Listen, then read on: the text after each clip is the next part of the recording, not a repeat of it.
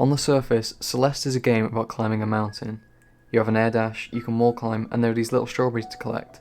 Except it's so much more than that, and as you play and complete screens of platforming challenges, you begin to unlock more insight into the character you're playing as, Madeline. In reality, Celeste is a game that tells a story of how a woman fights against, accepts, and eventually works with her own mental health as she scales this mountain. The reason for Madeline climbing Mount Celeste is to try and overcome her anxiety, depression, and self-doubt, and this is a way for her to motivate herself by reaching the summit of the mountain. Right from the start, an old woman tells her that the mountain will be too much for her. Madeline shrugs it off, but this theme of doubt is present fairly often in the first chapter of the game. After completing the first chapter, Madeline sits down and admits to herself that this venture might have been a mistake. This theme ramps up significantly in chapter 2, where Madeline wakes up still within her dream.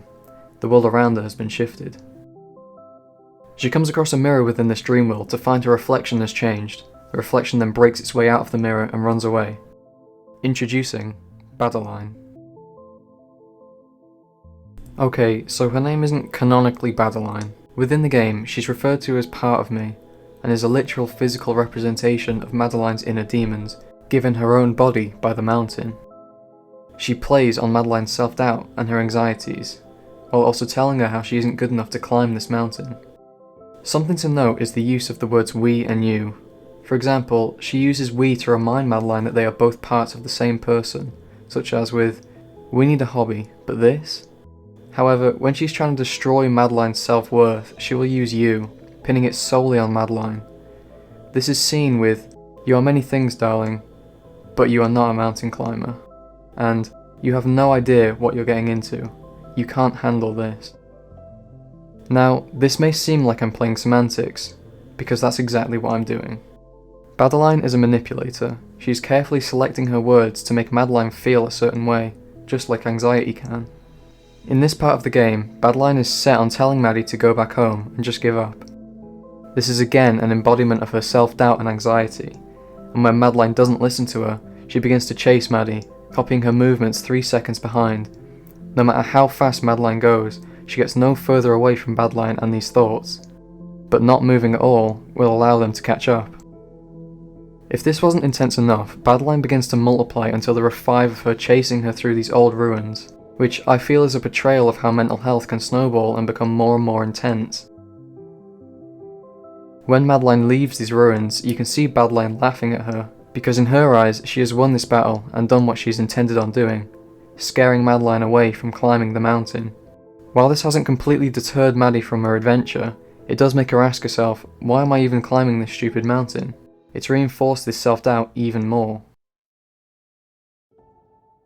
There's no way I can make a video talking about mental health in Celeste without mentioning the gondola scene. While Theo and Madeline ride the gondola, it suddenly stalls, which leads to Madeline having a panic attack. Seconds after it stalls, we see Battleline appear, which further shows how intertwined she is with Madeline's mental state. After Theo breaks the lever, she disappears, and purple tendrils begin to close in on Madeline. These tendrils are a visual representation of how anxiety and panic attacks can often feel. It's like being closed in. And the tendrils show this really well as they begin to close in more and more, taking up all the free space around Madeline as her panic attack gets worse. Theo helps her using a breathing technique. The technique is to imagine a feather, which is only kept up by Madeline's intake of breath. The aim is to keep it steady within an imaginary box. The only thing we are supposed to focus on is breathing, and keeping that steady enough so that the feather stays inside of the box. After doing this for a while, you'll notice that the background is fading to black, and the harsh screeching music has become soft and slow piano keys. All there is left to focus on is the feather.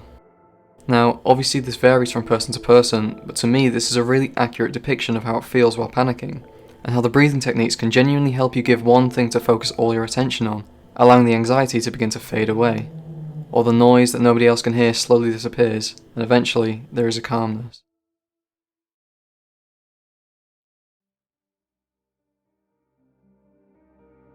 Madeline isn't the only person in this game with mental health struggles. In the ancient temple in chapter 5, Theo goes missing and we eventually find him trapped in a crystal, surrounded by eyes. Initially, Madeline thinks that this is from her, but Theo reminds her that his own thoughts are shaping the temple too. It's probably pretty safe to assume from the eyes that he has a lot of anxiety over constantly being seen through, presumably, his popular Instapics account. The entire reason he went missing was because he was so focused on taking selfies in the temple to impress his followers, Actually, this is the entire reason he's climbing the mountain.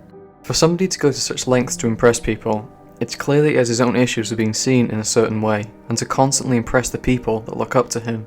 This is where the crystal cage comes in. It's a representation of how Theo feels trapped and forced into a cage by people's expectations of him. He mentions later on how he got a new job and he thought he finally knew what he was supposed to do with his life, but ended up hating it, quitting after a week. So this could indicate that he's been struggling to fit in with these social expectations, which can often make people feel like they've been put into a box. He says himself that the crystal is an expression of his negative psychic energy, which confirms that this is formed around his own inner demons. Mr. Oshiro, who runs the Celestial Resort Hotel, is another depiction of mental health, only this time it shows how when mental health is left to run rampant, it can begin to overwhelm you both physically and mentally.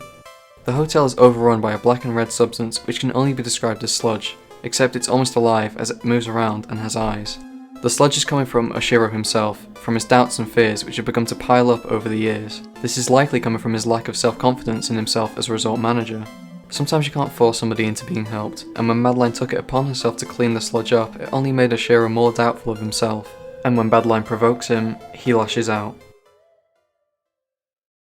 Another really important thing to mention about this game is the soundtrack, which was composed by Lena Raine, so you just know it's going to be great. Within the soundtrack are some notable tracks. The first I wanted to talk about is In the Mirror, which when played backwards reveals a secret message about Madeline's anxieties and self-hatred. Sometimes I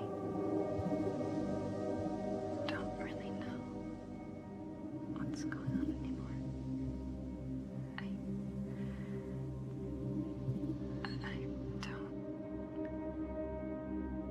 know who I am.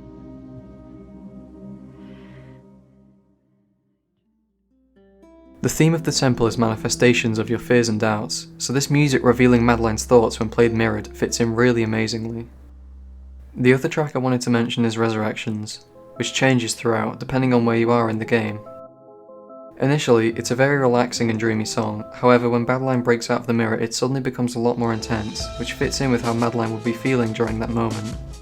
There is suddenly something sinister happening, and this will undoubtedly cause a lot of anxiety for her. Then when she meets Battleline again, the music becomes much more relaxed, only to ramp up from 0 to 100 during the chase sequence, where there is suddenly a constantly fast repetition of noise to instill this sense of urgency and anxiety, while the general music over that has become extremely intense too. The music here directly correlates with how Madeline is feeling, which is increasing levels of anxiety because there is suddenly a goth version of her out for her blood. The message with Celeste though is what really nails the entire mental health theme for me. The game isn't about defeating or overcoming your mental health problems, because that isn't how mental health works most of the time. There's a point in the game where Madeline tells Battleline that she's setting her free and leaving these bad things behind her, which leads to Battleline becoming more aggressive and defensive, literally coming out from her own text box and taking up more space on the screen as if to show even more how overwhelming and dominating she can be. And then the tendrils are back and Madeline is effectively trapped. She tries to use the feather technique, which initially seems to be working until Battleline cuts the feather in two. This shows that while techniques like that can be really helpful at times, they sometimes aren't enough.